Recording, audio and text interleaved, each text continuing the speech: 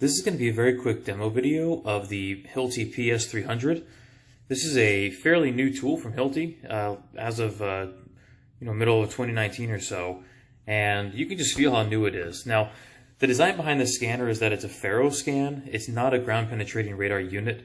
If you look at the back of the tool, it has 5 different sensors on the back that are magnetic sensors that essentially analyze the magnetic information coming back from the scan. So you're going to use this tool for rebar analysis or concrete coverage analysis. There's a lot more to that, obviously. There's, analysis is not easy, but that's essentially how easy it is to explain what the tool does. So let's just get to it. I'm going to explain the tool a little bit. I'll show you how I use it, and I'll also show you I'll show you some of the limitations of it as well. But long story short, I'm going to go to the settings button here and options. I just want to show you how my expert mode turned off. There is an expert mode on the tool that I'm not really going to go over today. Essentially, it's going to let you add more variables to what you're looking for in your scan. But essentially, what I'm using this tool for is very simple. I'm going to be telling the tool what my rebar size is on my slab, and I want it to spit back to me what the coverage is, so I can do analysis of it. The expert mode will let you switch that. The expert mode will let you say what your coverage is, so it can spit back the rebar size. That's probably not what you're going to be doing most of the time. So I'm going to just keep it simple. Expert mode's turned off. Essentially, all I'm doing is giving the tool the information about what my rebar size is, and then it'll tell me the coverage. So expert mode's turned off, making it easy. And then we go ahead back to the home screen. So the tool operates with 3 different functions. You see on the left you have quick scan, in the middle you have quick scan recording, and then on the right side you have image scan. And the only difference between quick scan and quick scan recording is the quick scan is just going to be a live read of what you're looking at, and you can analyze everything on the screen. Quick scan recording, you won't be able to see what you're scanning on the screen as you scan, but once you finish your scan, you'll be able to look at it afterwards, and it'll be recorded and saved on the device, so you can export it to Provis detection on your computer. And then the right side image scan allows you to do multi-directional scans, and once you finish both the right and the left side scans, you can then analyze that on the screen for a little bit, and then you're going to definitely want to take that into Provis detection to do even more analytics. So what I'm going to go over is the quick scan, because that's the bread and butter of the tool, quick scan. The line scan, the one directional left to right scan is what you are always going to be doing for sure. You usually do a line scan before you go over to do an image scan anyway, just so you can know the parameters to set. So I'm going to start with quick scan and just kind of give you an overview. And let's go ahead and jump into it.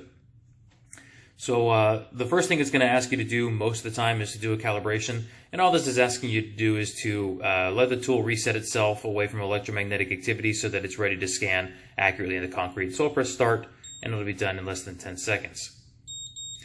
On the left side, you can see that the calibration has been completed, but if ever you want to calibrate it again, just press that button and you're good to go. Now, on the next thing I want to do on this is set my parameters. This is where you tell the tool what rebar size you're looking for in your slab, and it defaults to number 5 rebar, and there's always a plus or minus 1/4 of an inch on there, just because it knows that there's always a little bit give and take in slabs, and it gives itself room for that. So just so you know, when I scan and I set the parameter to number 5 rebar, the tool is going to most likely spit back anything between a number 4 size rebar and a number 6 size rebar. And anything outside of that, it most likely will be able to find it. It just won't be able to let me know exactly what it is and the depth. You'll see in a moment there's going to be some rebar in that situation. And beneath that, you'll see the overlay. If you have a rough surface and you want to add like a piece of some plywood or plexiglass on top, you can, no big deal. Just make sure you specify the coverage of that, the thickness of that, so that it can compensate for that when it's analyzing the coverage.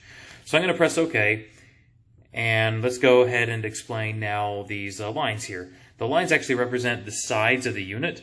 The dotted lines represent the sides of the unit, and obviously that magenta line down the center is the center of the tool. So as I scan, I can observe where my unit is and where I am on the slab. So let me go find a spot to scan real quick, and for my scan, I'm going to go ahead and set my parameter diameter to number 8 rebar. That's most likely what's in my slab. And just so you know, if ever you go beyond a number 5 rebar, I believe it's number 5 rebar, it's going to warn you that the tool's only going to be looking for rebar in that case, because mesh is definitely smaller than that, which is fine for me, but that's what that little sign means, is that it's going to consider everything I'm scanning rebar instead of mesh, because there's no way mesh is number 8 size rebar. So I'm going to press OK, and let me go find a place to scan. So it's going to be a little hard for you to see the screen for a little bit, but let me just show you what a scan will look like. So when I start, I press this little record button, and it goes live. And you see in the top right corner that I'm live, and I just start pushing it. I'm going to just go a few feet here. But as you see, well, let me just scan a little bit, you'll see what I mean. As I scan, you'll see on the top that it's showing me this green light when I'm not over anything ferrous material related. And as I hit something, it turns red. And you can make that beep to you if you want. But you can see that the tool is directly over it, so I could, if I want to, mark it on the ground as well as I scan. And I can do a little bit of analysis on the screen as I go. I'm not really going to show that. I'm going to show you what it looks like after you finish. But let me go ahead and take this scan. I'm going to press the red button to finish this, and we're going to take it back down to the other room, and we're going to do some analysis on this.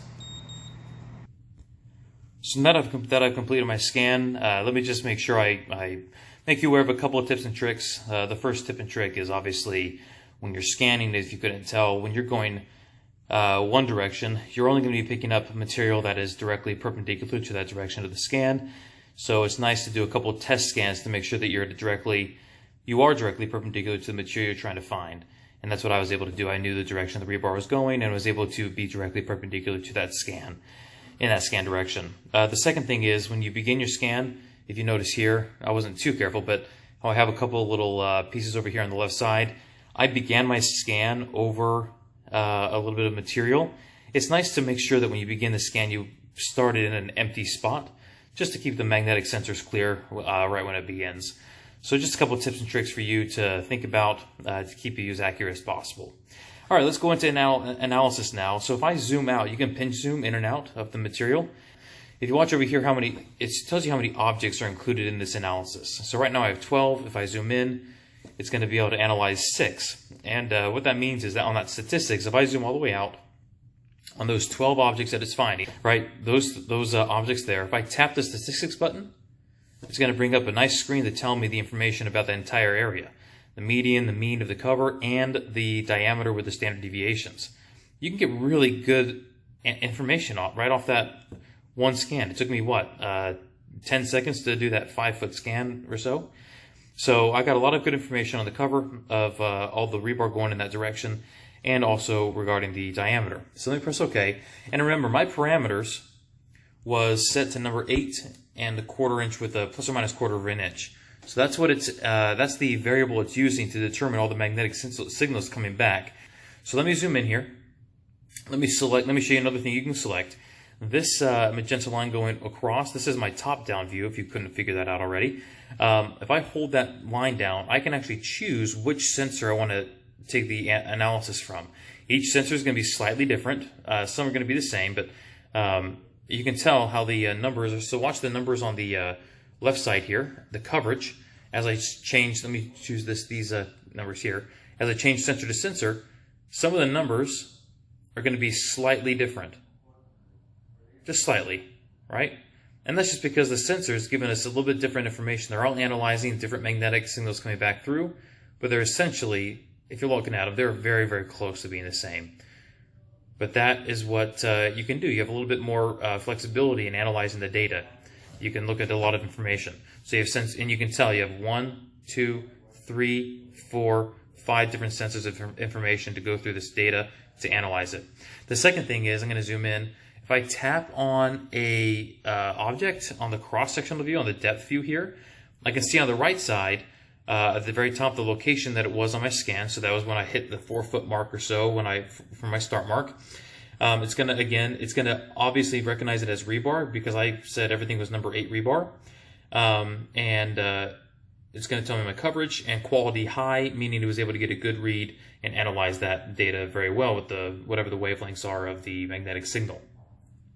So that's a number 3 rebar. Now, remember, my plus or minus was 1/4, so there's probably going to be some objects in here like that one I just tapped.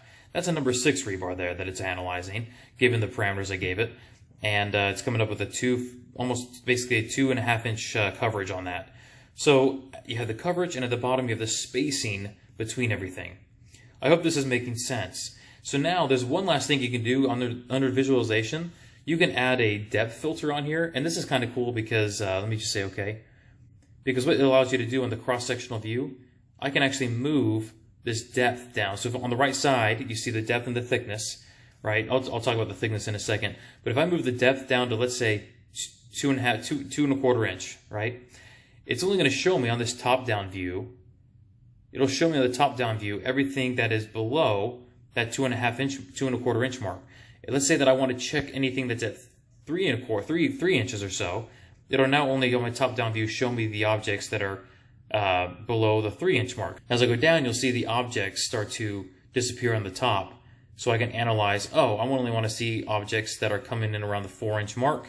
You can zoom out, and now the only top-down view is going to show you things that are at the 4.5-inch mark or so.